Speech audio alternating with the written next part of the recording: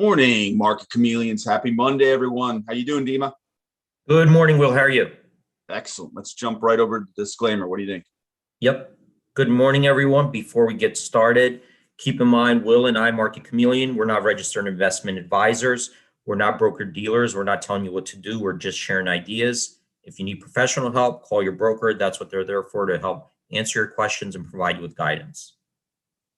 All right. Here's a What are disclaimer. you seeing this morning, buddy? So let me share my screen, and we do have a couple things coming up this week. All right, well, we got Jake. When is that? Yeah. Jake is going to do a show with us, who's one of the Market Chameleon members. He's been a member for a while now, and he agreed to come on the show and kind of show people how he uses Market Chameleon. He's going to set up a interactive broker. What do you call that again? Paper account? Paper trading account, correct. Paper trading account, not a real account, but kind of walk you through his process of how he develops a trading thesis, does an analysis, and then puts on a simulated trade, not a real trade, but a paper trailing trade on interactive brokers, so we could monitor it and see how how these trades develop over time. Is that correct, Will? That is correct, Dima. And do we have a? We also have a webinar with Raj on Tuesday. And another member of Market Chameleon. So this is the second Market Chameleon member coming on the show, showing brave enough to come on, because it's not easy to come on and kind of show other members how they use the Market Chameleon, go through their thought process, give some tips. So yeah, that's, we're very grateful for that. So those two this week, correct? Correct. Okay. And what are we're going to email people a link when that show's coming on? Yep. Well, I emailed, I just put the link for Raj's webinar. You can register now. And when we decide the date this week with Jake, I will put that together, and you will also get an email both for Raj and when Jake's is ready to go as well. Okay, awesome. And what do we have coming up this week? We got the Fed meeting. Is that correct, Will? You said you were watching CNBC. And who was that? Paul Tudor Jones. Paul Tudor Jones was talking about how important he felt this Fed meeting was, maybe the most important in his lifetime, he was saying, which was interesting. And that's because of the inflation. And I'll tell you, the weekends, I feel like every weekend, that's when I get a chance to kind of go out, talk to people. And I hear almost every weekend now, people complain about inflation, about, prices going higher, delays in orders. I don't know. Did I tell you the one time we went out to dinner to celebrate like a birthday? We're at the restaurant, and after we ordered, they're like, oh yeah, by the way, we didn't get a chance to print out new menus yet, but the prices you're looking at, they're really 15-20% higher than that. So things are starting to move up pretty quickly. You're like, and you're starting to get used to it, right? You're just starting to now expect prices to go higher. And I think as of now, I don't know what the Fed will say on Wednesday. Maybe they're going to change course, but as of now, I think we're waiting for the next rate hike or next tightening out in 2023, like towards the end of 2023. So it'll be interesting. That's this Wednesday. That's when the next Fed meeting is going to be. So I think we're going to get some insights from there. Yeah, they're asking, is there a place on the site where they can see what's coming out today or any? Yeah, so under stocks, we put it under morning report so we could see over here. These are some economic events coming out. And here we also have new listings for stocks, options, new option listings, which exchanges list them. So it's under stocks morning report. And I think we are right now currently working on enhancing these. So this will be changing going forward. But not yet, but this will be a more in-depth calendar. I think what we're going to be doing is adding more of these economic government events, also the estimates when they come out, the actuals versus the estimates, how, and, what these different economic numbers, how they're progressing over time. So you could get like a history of it, unemployment, interest rates, inflation, all, those types of figures. That's things that we're working on right now. That's great. And I think today what we'll do is, I'm going to go back to the pre-market report, but what we'll discuss today is implied volatility and the expected moves. And I'll tell you why I'm doing, because there are questions that I get or comments that I get about implied volatility. And I think the way people are describing it, I feel like sometimes they're using it not as how the option pricing model intended it to be used. And I'll explain what I mean by that. But implied volatility, that's coming from an option pricing model, right? And the option pricing model intended a certain way people would trade volatility, not trade an option, not trade a stock, but trade volatility. So I'm going to kind of explain that right after we take a look at the pre-market report.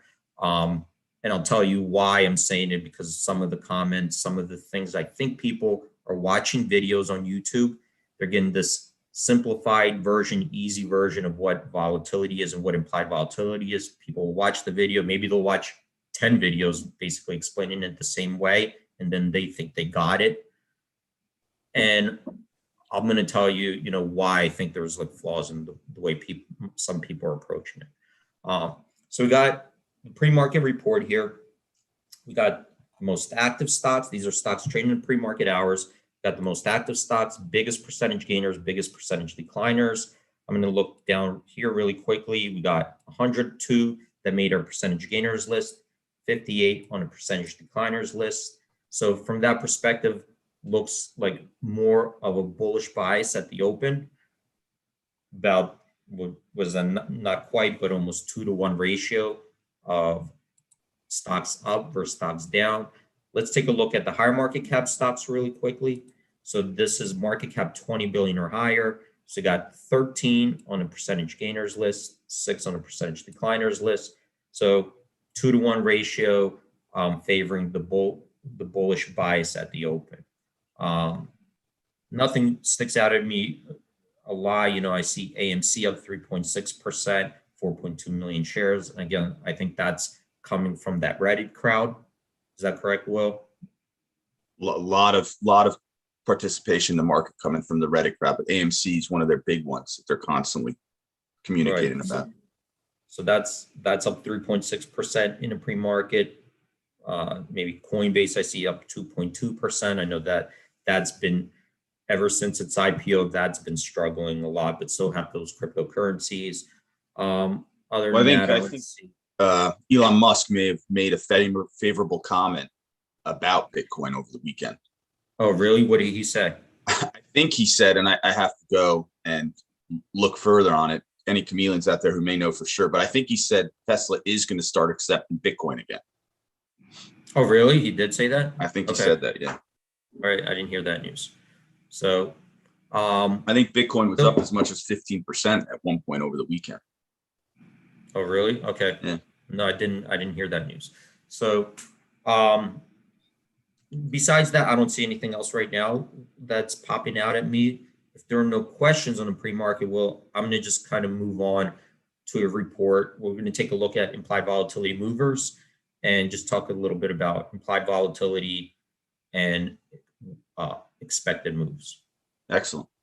Okay. Let's take a look at under the options. We've got these. Under options over here, we got implied vol movers. So we put this report here, and this report tells us two different things. So I'm going to kind of go over that right now, and just I'm going to screen out some of these lower price stocks, and I'm going to use stocks above $10. Okay, so AMC actually popped up here right now. So I'm going to read this from left to right. and then we'll talk about implied volatility and then the implied move. So here we got AMC, the name of the stock. This is the stock price, what the stock did on Friday. We're not open yet, so this is as of Friday's close. This is its market cap. So we see it was up 15%.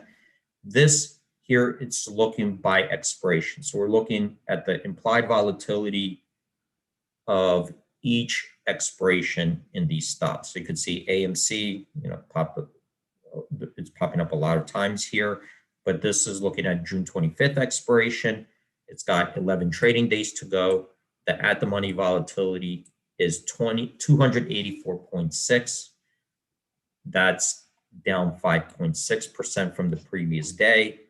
And the option volume on this expiration, June 25th, was 79,913 contracts. So a lot of options trading just on this expiration. Here, we also translate, well, what are these options implying besides the implied volatility? What is the move it's implying in the next 11 days?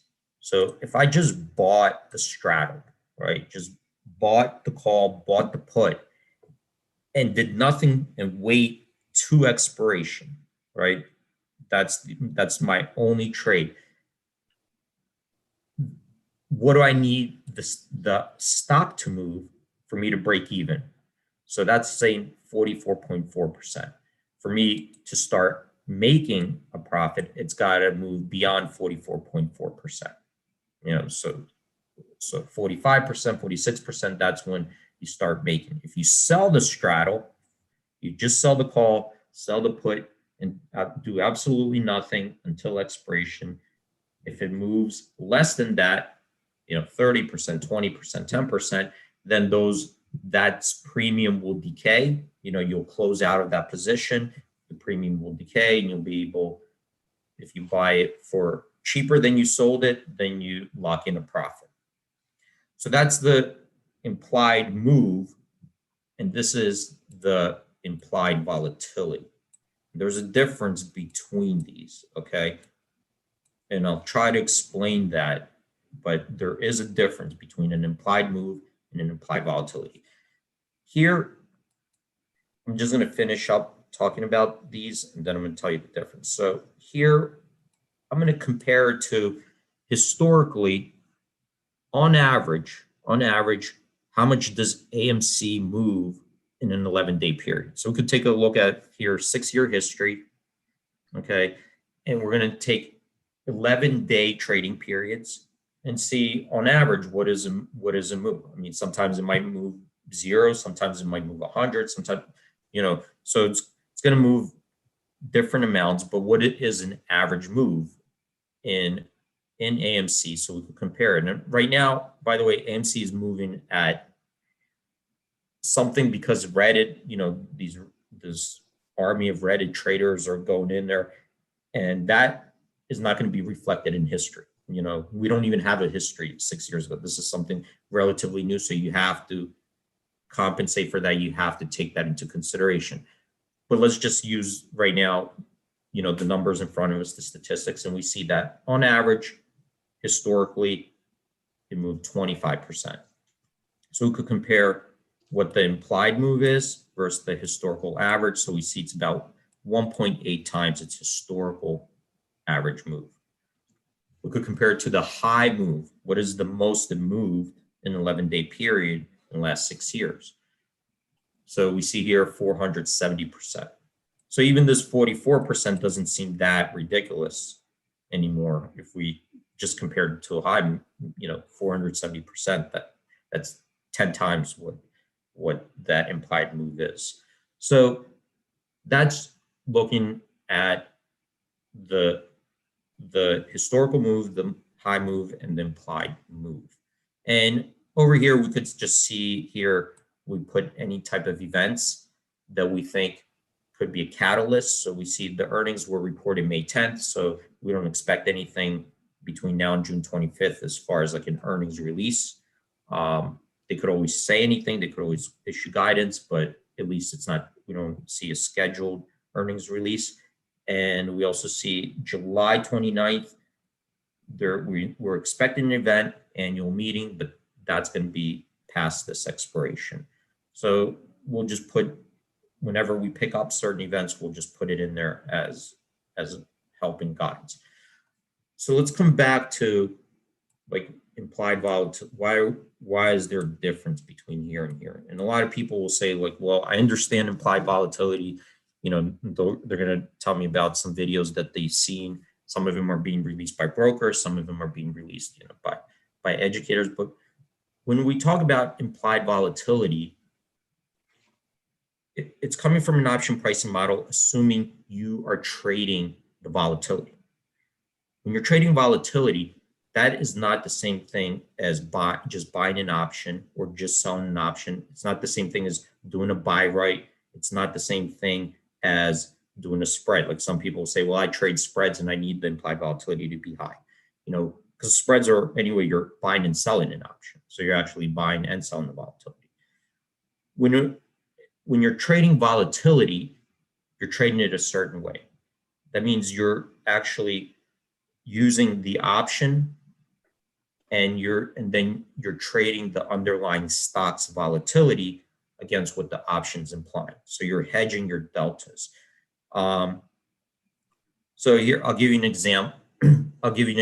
If anybody who says they're trading volatility in a retail space, if you're a retail person, you're trading volatility, you're probably not trading volatility unless you're saying, well, I have a portfolio margin account, I have a risk-based haircut, I get I get an easy to borrow list every day, I get a hard to borrow list every day in the morning, I know how much stock I could short, I know my deltas, I know my gamma risk, I know my unless you have all those components in place, you're not trading volatility.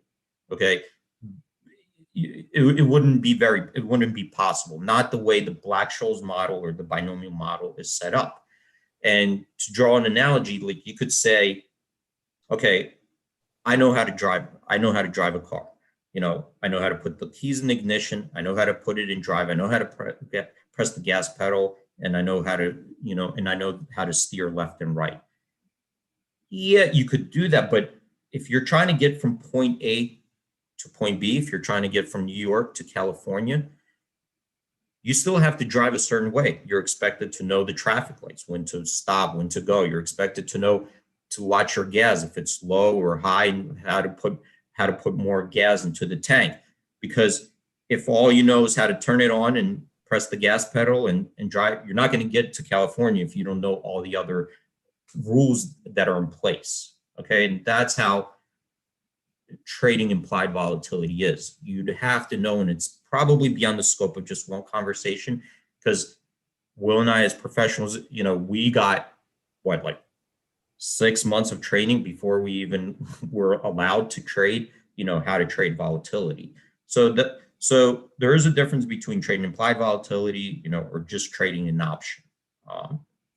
And here's an example of what volatility is. It's not just, so we know volatility is the fluctuation of a stock, right? So if a stock starts at 100 in the beginning of the day, it goes, let's say, to 102, up 2%, then it could drop down to 98, down 2% from the previous day's close, and then close at 100 exactly.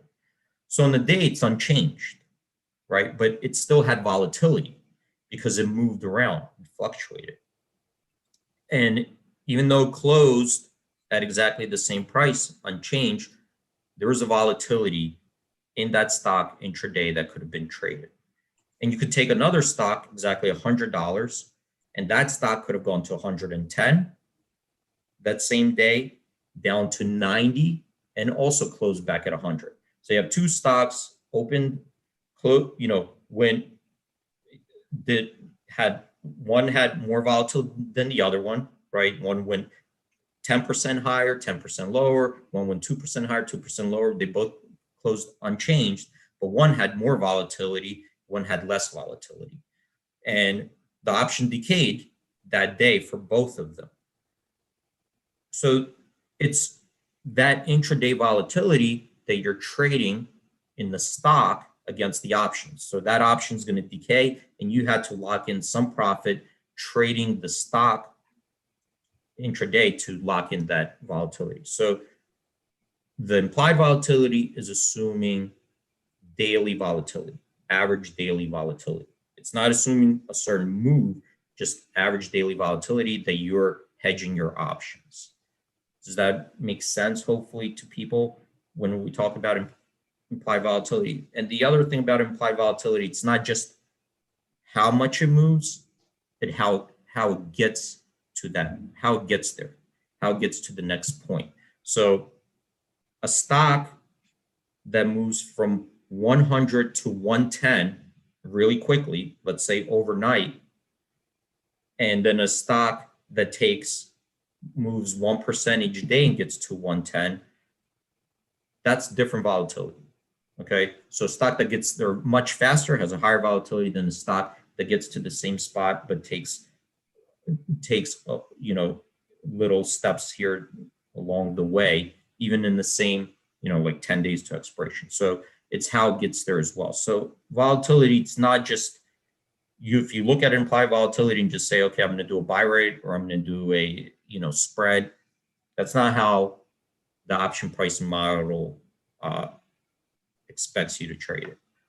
So this is why over here we have two ways of looking at it. One is that at the money volatility, and another one is the expected move. So the expected move versus implied volatility is very important around earnings. And this is where people start to get confused. And I think people are assuming that if they see a high implied volatility around earnings, that means that you just have to sell it. But that's when you really should be using the expected move, not the implied volatility itself, okay? Because the option pricing model does not price in gap moves. So having said that, we could go through some of these. Are there any questions, Will? None yet, D. Okay. It's more complicated, and I try to simplify, but again, if it took Will and I 6 months of training, before we were able to trade volatility, before the firm that we worked for, said, okay, now you could start trading it, I wouldn't be able to explain all of it in 5 minutes or a half hour or in 1 day or even a week. But I'm trying to kind of give you some explanations that you could go on your own and start reading more about it. How the option pricing model works, how you trade option implied volatility versus stock realized volatility, because that's what you're trying to do is profit off the volatility, okay? Not the option, but the volatility. So here we see why we list the implied move versus the historical is that I think more people are trading it in this type of manner. They're using the option to see, they're either buying it or selling it, and you're really looking at over this time frame, the expected move is this amount, and you could just compare it to, well, how often does the stock move that amount? What does it move on average? What is the high move for the given period? So that's why we put over here next to it implied move versus historical average move, how much we're above the historical average. You can compare it to the high move to see, has it ever gotten that high? Has it gone higher than that, and by how much? And this kind of gives you a sense from two perspectives, how cheap or how expensive options are on a relative basis. Hopefully that's making some sense to people. So let's say we're looking for something maybe where the implied move is much higher than the historical average move. We could just put it here, implied move. The ratio of the implied versus max move is above 0.8. So these would be where the implied moves right now are much higher than the average. We could also compare it versus the implied move. Sorry, this is versus the max move. Implied move versus the average above 1. And this is implied move versus the historical largest move that we have, in the last 6 years. And of course, this would exclude earnings move if we were not anticipating an earnings move before expiration. So here we see CCXI. Is that another Reddit stock? Well, they're What's the probably symbol, all. D? Huh? What's the symbol? CCXI. Not that I'm aware of. It looks like a bio. Right. Oh yeah, this one might actually be. You're right. I think this is a biotech, and then I think it's coming up with here July 7th. So July 7th, this is coming up with a PDFA, I think. So over here, biotech stock, $12.18. So we see this one is anticipating a large move, 59.1% in either direction by July 16th expiration. We see on average it moves 19.2, but since there's a catalyst event, we really can't look at that average because something we know is about to happen. The FDA is going to either accept or approve a drug application. How does this compare to its historical high move, 54.5%? So if we take the implied move versus the historical, the implied move versus the historical high, we see that it's a little bit higher than its historical high. So you'd want to go and take a look. How important is this drug? If it gets approved, what are people's expectations the stock can go to? If it doesn't get approved, what does that mean for the stock? If it's a low cap stock, this could be a make it or break it. A lot of times these decisions are make it or break it for certain stocks, right? If they have to extend it, then they're going to have to go raise more money. So maybe sometimes the FDA will say, well, they got to go back and do more studies. They got to go back and explain some of this data to us. So in these low market cap stocks, biotech stocks, these could be really big events. And you could see here that right now the expectation for this move is pretty violent. I'll just go to it really quickly just to show you guys how it looks on the options chain. So here we got July 16th expiration. That's when we're expecting the event. And you could see here, a lot of trading going on in the calls, some in the puts down here on the downside. If we go all the way up, look, so this is the 40 strike. So the stock right now is $12.18. I'm looking at the 40 strike, which I'm hovering over, is 228% away, right, from the current price. So we're talking about, pretty big move here. And you can see a lot of options trading here, 3,724, $1.05 bid. So these are the market's expectations. You can see even here the implied volatility is curving up. So this is not pricing in daily volatility, right? Because the stock really could just sit here at this price until July 7th, until the FDA tells us what's going on. So it's not pricing in daily volatility, it's pricing in a market moving event, right? So it's going to be just like in earnings, the FDA is going to come out, do their ruling, and it's either going to go up, go down. Like that's the market's expectations. It's betting on a daily event. And that's why we're looking at the implied move, right? The implied volatility doesn't really tell us anything because that's not what's going on here. It's not the daily volatility back and forth that you're trading, right? You're not going to be able to realize that from daily volatility. It's looking at expected move from this particular event. So we're right up at 9:30. Hopefully that was helpful to people. That was super helpful, Pete. Awesome job. bringing a webinar every day, buddy, every morning.